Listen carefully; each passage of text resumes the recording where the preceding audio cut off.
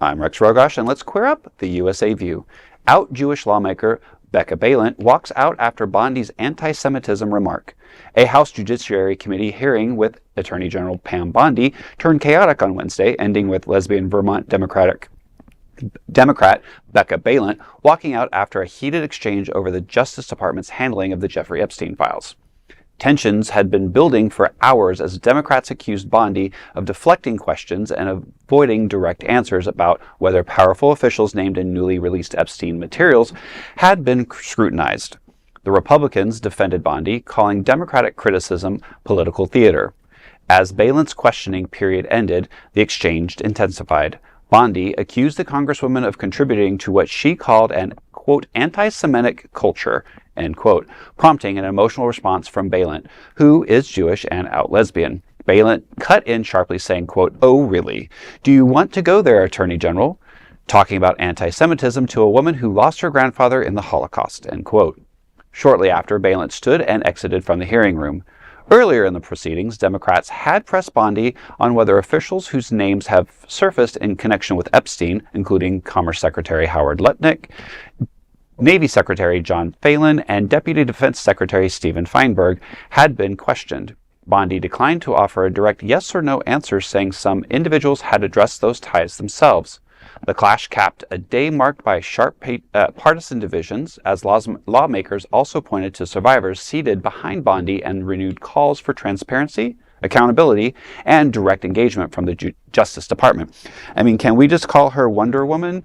Deflect, deflect, deflect. I mean, honestly, that's all this administration does, is deflect. Nobody answers a question directly. And I get criticized for this all the time. I am a yes or no person. You ask me a question, I am going to give you the answer. You may not like that answer, but I'm going to give you an answer. And, the deflections, they are looking for information. So ask a question, give an answer. It's a tit for tat. You can't be deflective. Put aside anything else, that is going to really cause problems because we're not getting the answers that we need. Right. And we're not. We're absolutely not getting that. And lies. Lies. Lies. Not telling the truth is a lie. Yeah. It's a lie.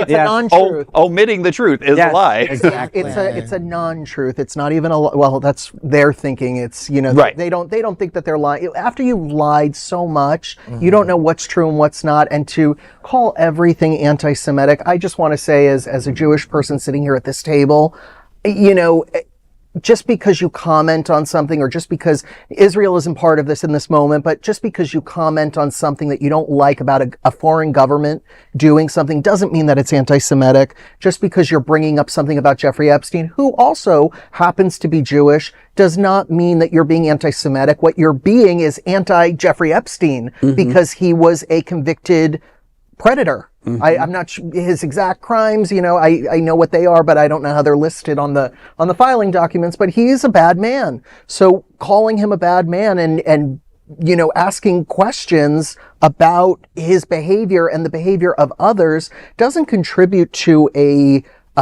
climate of anti-Semitism. What it does is it contributes to a climate of accountability.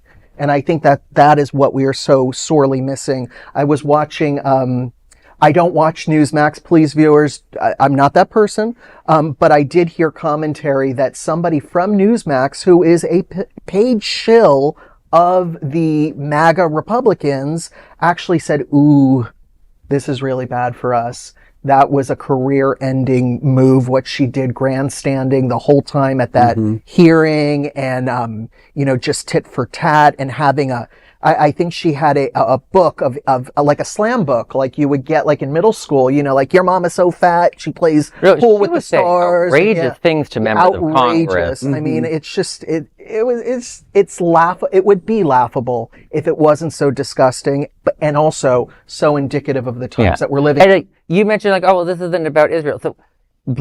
So Pam Bondi, the full quote, she was interrupted. She was about to say that the Congresswoman hadn't voted for something. And I think we all suspect it had some sort of resolution, either something about Israel, about defining anti-Semitism that includes any criticism of Israel, something of that nature. And like, this is actually a big problem we're seeing right now with all the anti-Semitism of trying to force Jewish Americans to toe a certain line of our government's foreign policy, or they're somehow not supportive of the United States and our war on people in Gaza. Like, it is absolutely disgusting to see that. Pam Bondi has been part of this sort of anti-Semitism for a long time. We need to call it out for what it was, this was an attempt on attacking a Jewish member of Congress for not supporting Israel or whatever else that Pam Bondi was saying at the moment, and it's disgusting. And I've met via Zoom this congresswoman when she was the Speaker of the House of Vermont.